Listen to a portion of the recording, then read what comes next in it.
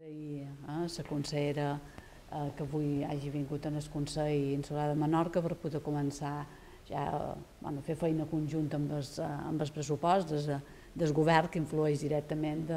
damunt del Consell. Jo voldria destacar que, tot i que és una primera fase preliminar de posar temes damunt la taula,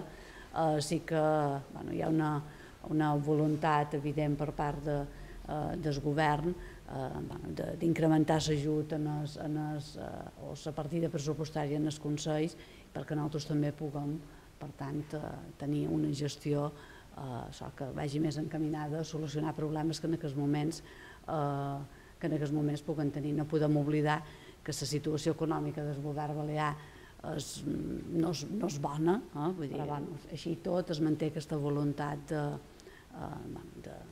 d'intentar afavorir al màxim els consells insulars.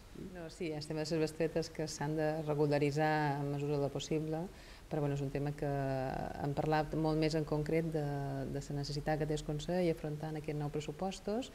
Jo el que he explicat és que dimarts passat en el Parlament vam aprovar el sostre de despeses, estem acabant de tancar les conselleries els grans números de pressupostos i que, evidentment, tot i la dificultat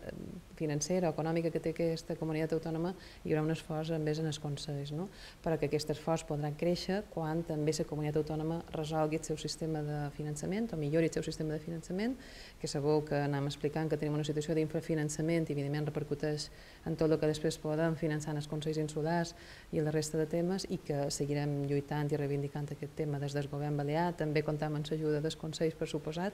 i que, per a totes maneres, en 2016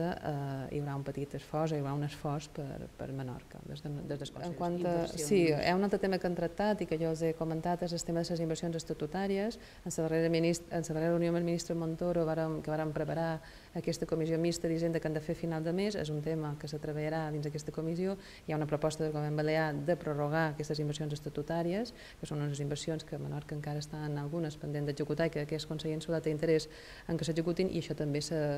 farà. Ara hi ha una proposta de feina amb el Ministeri que a final de mes esperem que se pugui concretar i tinguem un termini més còmode per poder fer aquestes inversions.